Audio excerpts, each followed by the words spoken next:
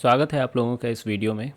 Question कह रहा है कि friction coefficient between the horizontal surface and each of the blocks is 0.2, यानी फ्रिक्शन कोफिशिएंट 0.2 है।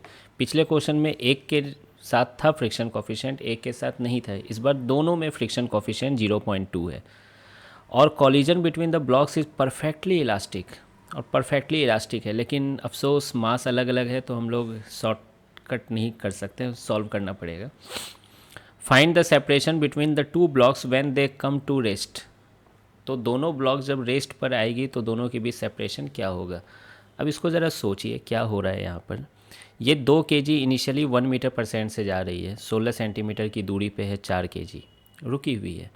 पहले तो ये यहाँ आएगी। अच्छा, जब ये यहाँ आएगी तो इसकी स्पीड अब 1 नहीं रहेगी, 1 से कम रहेगी। क्यों? फ्रिक्शन लग रही है ना पीछे, तो उसकी स्पीड को कम करेगा वो। तो जब ये यहाँ आया कुछ स्पीड से, वो निकाल लेंगे हम लोग।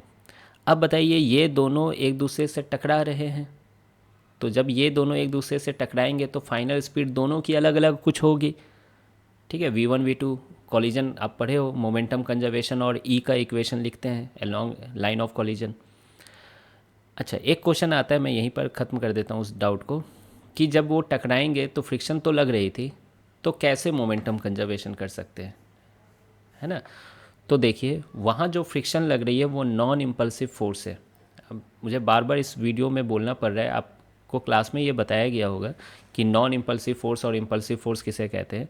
बेसिकली जब हम लोग ये जो मोमेंटम चेंज लिखते हैं, है ना, जब भी इम्पल्सिव फोर्स आती है तो वहाँ हम लोग ऐसे इक्वेशन लिखते हैं एकदम बेसिक तरीके से, कि impulse equal to change in momentum, J equal to change in momentum, है ना। और जे की जगह यहाँ क्या लिखते हैं, integration of F D T. F वो फोर्स होती है जो इम्पल्सिव फोर्स होती है।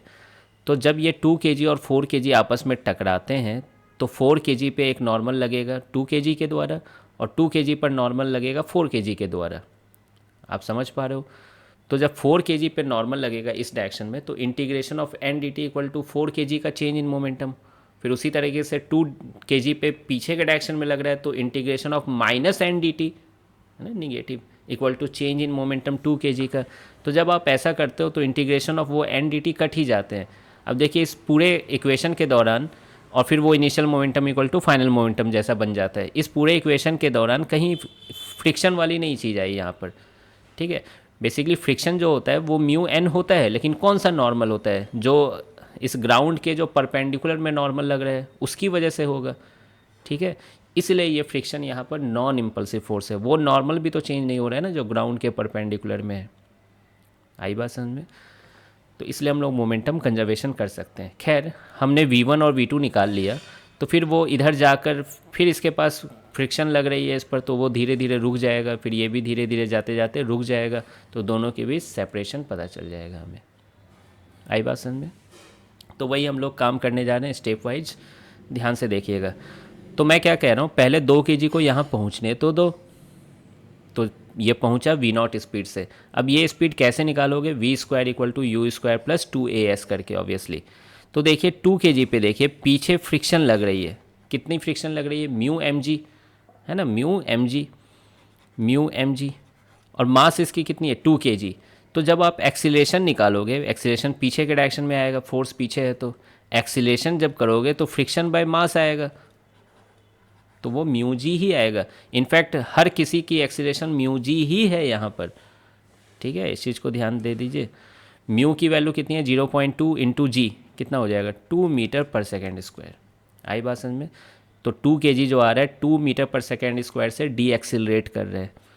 तो बताइए कौन सा इक्वेशन ऑफ मोशन लगा दूँ मैं, v² equal to u² plus 2as, v² equal to u² plus 2as, है ना। ये 2 kg वाले के लिए लगा रहा हूँ। v की वैल्यू कितनी हो गई, v0² फाइनल स्पीड है, u² कितना है 1 का स्क्वायर है, एक्सीलेशन कितनी है -2 है, क्यों, एक्सीलेशन पीछे है, जा आगे रहे हो। और s की वैल्यू कितनी है 16 सेंटीमीटर, यानी 16/100 मीटर। तो आप देख सकते हो यहाँ पर v0² इक्वल टू 1 माइनस, ये कितना हो गया, एक सेकेंड, कुछ नहीं, सही है, 16×4 = 64/100, हाँ सही है। तो 100 - 64 कितना हो जाएगा, 36/100 हो जाएगा। तो वी नॉट की वैल्यू क्या आ जाएगी 6/10, स्क्वायर रूट कर लीजिए 6/10 यानी 0.6 मीटर पर सेकेंड। ये मैं 2 स्टेप हटाया हूँ, मौखिक कर सकते हो ये सब चीज़ें। तो ये देखिए वी नॉट को मैंने निकाल लिया। अब हम लोग आते हैं यहाँ पर, तो देखिए 2 kg वी नॉट से आ रहा है और 4 kg रेस्ट पे था, और टकराने के बाद मैं मान लिया हूँ कि इसकी स्पीड v1 है, इसकी स्पीड v2 है। आप अगर 2 kg की स्पीड राइट में मानते तो है ना, इक्वेशन लिखते, v1 की वैल्यू निगेटिव आ जाता तो उसको फिर पलट लेते। मैं पहले ही मान लिया हूँ, ठीक है। तो कैसे सॉल्व करें?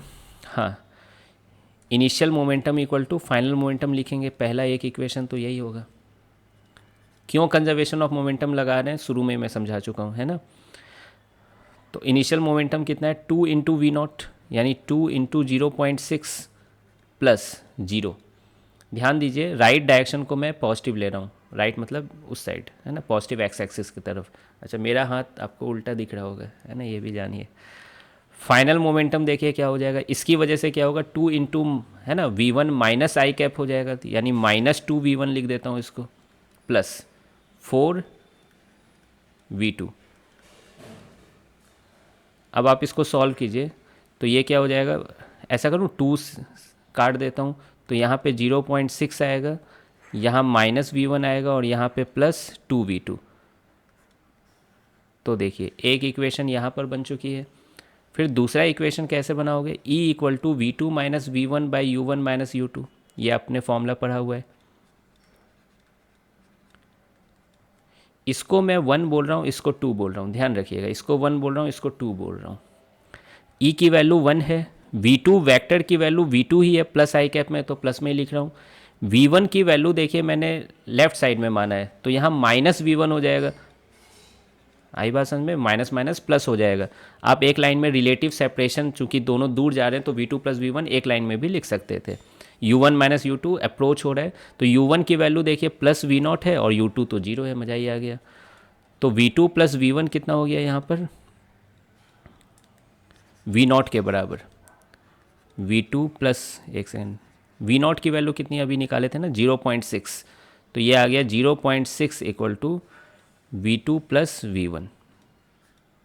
तो ये 2 इक्वेशन हो गए, 2 वेरिएबल, इसको जल्दी से सॉल्व करेंगे। ऐसा करता हूँ मैं यहीं पर रख देता हूँ इसको,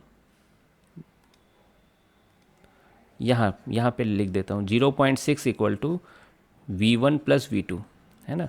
जोड़िए इसको, -v1 प्लस v1 कट जाएंगे, 0.6 1.2 हो जाएगा, तो 1.2 इक्वल टू v2 और 2v2 मिलके 3v2 बन जाएंगे। तो ये देखिए ये वाला चीज़, तो v2 की वैल्यू कितनी आ गई, 1.2 डिवाइडेड बाई 3 यानी 0.4 मीटर पर सेकेंड। उसी तरीके से v1 निकालिए, ये सब काम जल्दी जल्दी करना चाहिए।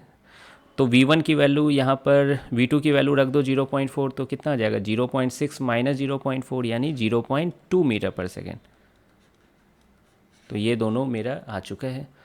तो v1 की वैल्यू भी पता चल गई है, v2 की वैल्यू भी पता चल गई है। अब देखिए ये 2 kg इधर जाएगा तो फ्रिक्शन इस पर, इस साइड में लगेगी फ्रिक्शन फोर्स, है ना। और जब ये 4 kg इधर जाएगा तो फ्रिक्शन फोर्स इस पर पीछे लग रही होगी F2। दोनों डीएक्सीलेट करेंगे और डीएक्सीलेट करते करते आगे जाकर रुक जाएंगे। तो मान लेता हूँ मैं ये 2 kg यहाँ पे आकर रुक गया फाइनली, और ये 4 kg मान लेते हैं यहाँ पर आकर रुक गया, ठीक है। तो ये डिस्टेंस S1 है और ये डिस्टेंस S2 है। ध्यान दीजिएगा ये सब जो बीच में गैप है उसको इग्नोर कीजिएगा, है ना। आप बगल बगल में रख सकते हो, इतना बड़ा ब्लॉक बनाने की भी आवश्यकता नहीं थी, छोटा ब्लॉक भी रख सकते थे, ठीक है। बाकी आप समझ रहे हो मैं क्या करना चाह रहा हूँ। हाँ, अब फ्रिक्शन की वैल्यू कितनी हो जाएगी, वो तो म्यू एम जी होगी। तो आपको लगेगा कि अरे दोनों की फ्रिक्शन की वैल्यू अलग अलग है, क्यों, मास अलग अलग है। लेकिन जब आप एक्सीलरेशन निकालोगे, है ना, मास से डिवाइड करके, फिर वो मास ही कट जा रहा है, तो वो हमेशा क्या आएगा, म्यू जी ही आएगा, यही आता रहेगा हमेशा, ठीक है। तो एक्सीलरेशन जब ये इधर से इधर आ रहा है तो एक्सीलरेशन इस डायरेक्शन में है 2 मीटर पर सेकेंड स्क्वायर, और जब ये 4 kg यहाँ से यहाँ जा रहा है तो एक्सीलरेशन इधर है कितना, 2 मीटर पर सेकेंड स्क्वायर ही। अब देखिए एक इक्वेशन आपने सुना होगा v square equal to U square plus 2as। Final speed दोनों के केस में क्या हो रही है, 0 हो रही है, यू स्क्वायर है, एक्सीलेशन यहाँ पर माइनस ए की तरह बिहेव कर रहा है। क्यों? किसी को भी देख लीजिए, अपोजिट डायरेक्शन में एक्सीलेशन है, डी एक्सीलेट हो रहा है। तो एस की वैल्यू कितनी आ जा रही है? You square by 2a।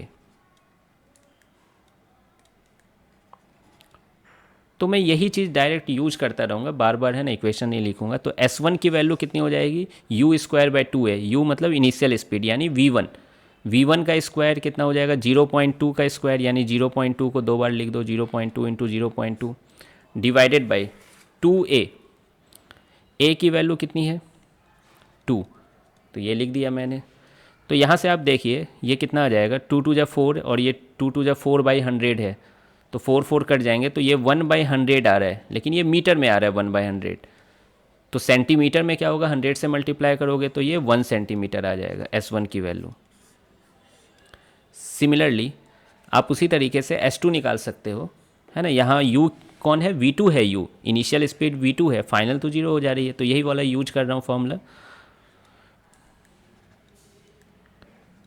तो U2 स्क्वायर यानी 0.4 को 2 बार मल्टीप्लाई करना होगा बाई 2 इंटू 2, फिर से वही है। अब ये देखिए 2 2 जा 4, एक कट जाएगा, तो ये 4/100 मीटर आ रहा है ना, मीटर में आ रहा है। तो सेंटीमीटर में क्या हो जाएगा? ये 4 सेंटीमीटर हो जाएगा। अब देखिए फाइनली आंसर के पास हम लोग पहुंच चुके हैं। पूछा क्या गया था? Find the separation between the two blocks when they come to rest. दोनों के बीच सेपरेशन क्या होगी? तो सेपरेशन क्या होगी? S1 plus S2, S1 plus S2। तो 1 सेंटीमीटर प्लस 4 सेंटीमीटर आप जोड़ोगे तो क्या आ जाएगा? 5 सेंटीमीटर, और यही आंसर है। ठीक। अब मैं एक चीज़ मैं और यहाँ पे बोलना चाहूँगा कि एक बार क्लास में ना एक बच्चा इसको सॉल्व किया था, फिर वो बोल रहा था सर आंसर नहीं आया है। उसने क्या लगाया था? रिलेटिव का कंसेप्ट लगाया था, V relative square equal to U relative square plus 2A relative S relative. ठीक है, उससे आंसर नहीं आएगा, आप एक बार चेक करके देखना। ठीक है, अगर रिलेटिव लगाने आता है तो फिर पहले वो लगाना, फिर उसके बाद चेक करके देखना, उससे आंसर नहीं आएगा। लॉजिक क्या है उसके पीछे? मैं ज़्यादा डीप में नहीं जा रहा हूँ इसमें। लॉजिक क्या है उसके पीछे कि V रिलेटिव 0 होने का मतलब क्या हुआ समझते हो? दोनों की स्पीड सेम हो गई है। ठीक है, दोनों की वेलोसिटी सेम हो गई है, सॉरी। ठीक है, इसलिए 0 हो रहा है। ठीक है, तो आप इसको बाकी सॉल्व करके सोचना, है ना। फिर ये वाला चीज़ याद रखना, V रिलेटिव 0 का मतलब क्या होता है, फिर आप समझ जाओगे कि क्यों नहीं आंसर आ रहा था। बाकी मिलते हैं फिर नेक्स्ट वीडियो में।